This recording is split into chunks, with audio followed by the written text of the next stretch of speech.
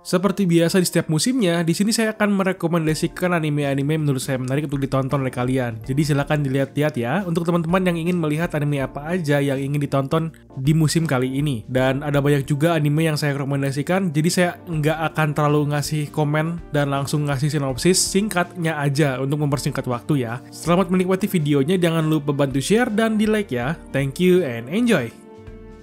Yang pertama, menceritakan mengenai seorang gadis yang jarang untuk berbicara atau memiliki suara yang kecilnya bukan main. Dimana dia ini pada saat di sekolah selalu mendekati seorang laki-laki yang bernama Raido Matsuboshi. Raido sendiri tidak mengerti kenapa Aharon itu bersuara kecil, tapi ketika mereka diatur untuk duduk bersebelahan di kelas, mereka akhirnya menjalin hubungan pertemanan yang cukup unik dan menarik untuk diikutin. Inilah cerita mengenai hal-hal simpel dalam pertemanan yang dapat menjadi sebuah tantangan terbesar bagi kehidupan mereka. Dimana Aharon sendiri yang memang selalu bermuka datar dan suara kecil, dan Raido yang penasaran dengan tingkah laku si Aharon itu kenapa. Apalagi si Aharon ketika semakin dekat dengan Raido itu dia sampai tidak mau lepas dan lengket terus kayak lem. Jadi dalam anime ini satu sisi kalian mungkin akan melihat seperti komedi, dan satu sisi lagi itu kayak romance nanti-nantinya.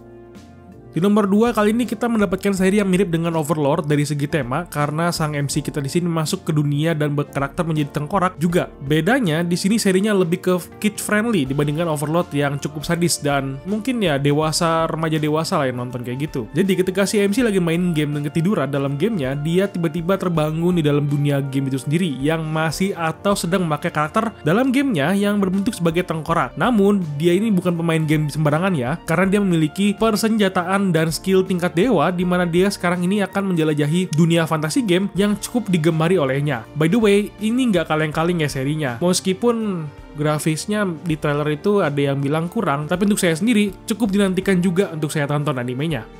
Yang ketiga, ada kelanjutan dari cerita pahlawan tameng yang tercela masyarakat, di mana season 2 ini sempat diundur untuk meningkatkan kualitas katanya, begitu. Jadi mari kita tunggu aja petualangan baru si Naofumi dengan kelompoknya melawan musuh-musuh baru dan menentang semua masalah dan norma sosial yang terjadi pada dirinya. Yang keempat ada seri terbaru dari Dead Alive, di mana season keempat dari seri Dead Alive setelah movie dan season 3-nya keluar kemarin, akhirnya kita bisa mendapatkan cerita lanjutan dari seri Dead Alive sendiri yang cukup fenomenal dengan menyelamatkan para wanita-wanita paranormal. Pastinya di season 4 ini kalian akan melihat kembali perempuan-perempuan imut yang labil dan menggoda untuk dijadikan waifu di musim ini. Yang kelima kita punya anime Spy X Family. Memang cerita seri ini mungkin yang paling unik di musimnya, karena seri ini menceritakan mengenai seorang keluarga yang berisikan ayah yang seorang mata-mata, ibu yang seorang pembunuh bayaran ternama, dan sang MC utama kita, si bocah kecil yang bernama Anya, yang terlihat seperti anak kecil biasa, namun ternyata dia memiliki kemampuan psikis untuk bisa membaca pikiran makhluk hidup. Cerita berawal dari agen mata-mata Twilight yang ditugaskan untuk membunuh anggota politik dari Ostanian dengan menginvestigasi targetnya melalui sekolah, namun karena si Twilight ini nggak pernah nikah dan punya anak, dia akhirnya mengadopsi Anya, anak dari panti asuhan yang menarik perhatiannya, dan ditugaskan untuk bisa bertemu dengan anak dari target. Tambahan lagi, untuk memperkuat tampilan keluarga, si mata-mata pun akhirnya mencoba untuk mencari istri bohongan, yaitu Yor Briar, yang terlihat seperti pegawai kantoran biasa. Namun ternyata dia adalah seorang pembunuh ternama, yaitu Ratu Duri. Dari trailer kita bisa melihat bahwa cerita ini bukan kaleng-kaleng, bukan kaleng kongguan. Malahan ceritanya itu gold, man. Terlebih nanti juga si Anya ini bakal mengadopsi anjing yang bisa melihat masa depan. Gila nggak tuh? Udah gokil di ceritanya nanti, pasti. Yang keenam ada Yusha Yamemasu, menceritakan mengenai seorang pahlawan yang sudah muak dengan manusia. Setelah dirinya berhasil mengalahkan Raja Iblis, namun alih-alih disanjung di dunia manusia, dia malahan jadi buronan karena dianggap sudah terlalu kuat dan bisa membahayakan dunia yang damai. Lalu dia yang sudah kabur dari dunia manusia merasa butuh sebuah pekerjaan. Alih-alih dia bukannya bekerja simple seperti petani, malahan dia datang ke kerajaan iblis kembali untuk mendapatkan pekerjaan baru agar bisa juga membantu dunia iblis yang hancur olehnya. Inilah kisah hidup Leo, seorang pahlawan yang ganti sisi dari manusia menjadi anggota iblis, habis ditinggal sama manusia yang gak tahu diri, atau emang gak tahu terima kasih. Yang ketujuh, sesuai dengan judulnya, akhirnya kita bisa melihat kembali kisah Tadano dengan Komi-san dalam kisah romansa anak sekolah yang satu ini. Karena yang satu bunga sekolah yang terlalu cantik, dan yang satu anak buangan yang bisa membaca situasi dari keadaan Komi sebenarnya. Bagi yang udah nonton atau sudah baca manganya, sudah ngerti lah ya, ini cerita mengenai apa. Sudah hype ini kok dari musim kemarin. Dan termasuk cepet juga, season 2-nya udah keluar di musim ini. Yang ke-8 kita punya Tomodachi Game, sebuah anime yang memang situasi dan pola pikir si MC itu mirip dengan karakter di anime Darwin's Game. Kenapa? Karena ini anime menceritakan mengenai sebuah game yang dibuat khusus untuk 5 orang remaja yang memang mengalami masalah ketika di sekolah. Masalah yang pertama adalah mengenai kehilangan uang yang sudah ditumpulkan untuk wisata sekolah, dan nantinya akan ada lagi masalah tambahan untuk dimana penyelesaian masalahnya di sini bukan dengan diskusi ya, melainkan mereka berlima dibawa ke ruangan khusus setelah diculik dan disatukan bersama-sama, di mana mereka harus memainkan sebuah game yang berfungsi untuk melihat seberapa kuat ikatan pertemanan mereka yang sedang diuji. Pengkhianatan dan rahasia adalah yang menjadi kunci utama keberhasilan dalam game ini, di mana sang MC kita di sini harus menyadari siapa dari temannya sendiri yang harus dia percayai dan mengungkapkan siapa yang menjadi pengkhianatnya. Kenapa gue bilang mirip dengan si MC Darwin's Game? Karena MC kita di sini nggak bodoh-bodoh banget nantinya, karena dia nanti lama-kelamaan beradaptasi cepat, jadi kita bisa melihat MC yang pintar.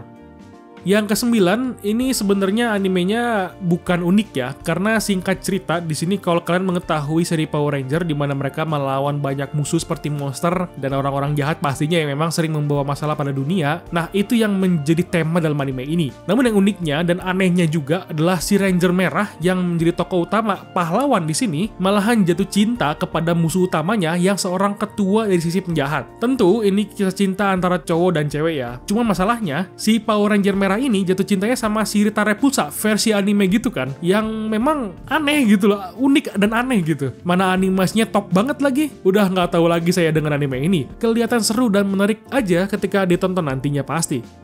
Yang ke-10, nah, ini dari animasi dan style karakternya bisa kelihatan mirip dengan anime Karakai Jouzu ya, dimana autornya juga sama dengan seri itu, makanya gambar karakternya itu mirip-mirip. Ya, autornya juga ya sesuai saya bilang, sama aja. Dan anime ini menceritakan mengenai seorang ninja perempuan dari klan Akane, dimana peraturan klan mereka untuk para muridnya adalah untuk tidak boleh mendekati laki-laki dan berinteraksi dengan laki-laki. Namun, Kunoichi Tsubaki, seorang ninja muda yang memiliki masa depan yang cerah sebagai ninja, mengalami perasaan aneh dalam hatinya ketika sedang membicarakan mengenai laki-laki. Karena dalam ceritanya, si Kunoichi ini sempat bertemu dengan laki-laki dari sekolah ninja lain. Makanya, masa-masa labil men, cewek yang baru ketemu laki-laki terus langsung kesemsem gitu kan. Rasa penasaran dan rasa ingin tahunya itu yang bekerja sangat aktif.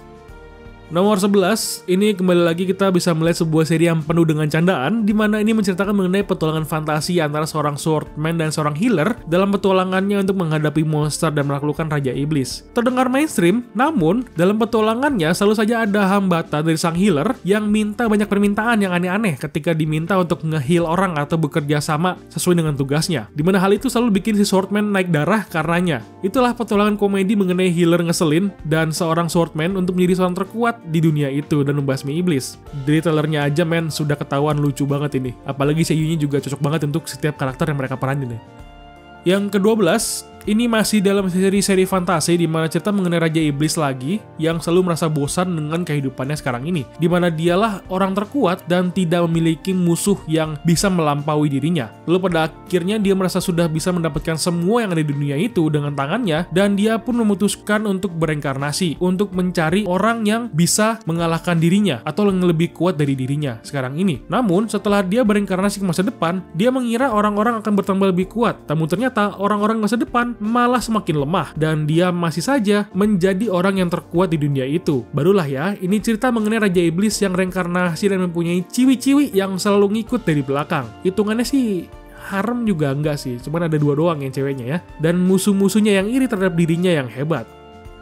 Ke-13, ini adalah anime kelanjutan dari cerita 2 orang ilmuwan yang saling jatuh cinta, namun karena pikiran mereka itu udah terlampau pintar dan logikanya itu sudah terlalu jauh gitu ya pemikirannya, jadi cara pikir mereka juga jadi aneh. Makanya ketika mereka jatuh cinta dengan satu sama lain dan ingin mengungkapkan perasaannya, mereka selalu mengaitkan hal-hal yang mereka rasakan dengan ilmu pengetahuan. Makanya jadilah kisah romansa komedi antara 2 ilmuwan yang gak ketolong logikanya. Ke-14, ini salah satu anime yang berisikan cerita imut, di mana anime ini menceritakan mengenai seorang hantu kecil yang mengantayangi sebuah kantor, di mana dia selalu membuat pekerja yang lembur untuk cepat-cepat pulang agar bisa beristirahat. Di mana hantu imut ini selalu menghantui Fushihara, seorang budak kantor yang selalu lembur pada malam hari. Dari sinilah hubungan antara si hantu dengan pekerja kantor ini terjalin hingga akhirnya orang-orang imutnya nambah, dari roh kucing hingga roh seorang pelayan kecil. Jujur gue udah baca manganya dan pekerjaan ini dari web komik gitu, dimana mereka nggak merelasikannya ke komik besar, maksudnya masih kayak web komik biasa gitu, dan akhirnya masuk jadi anime. Itu gue kaget banget pada saat ngeliat listnya.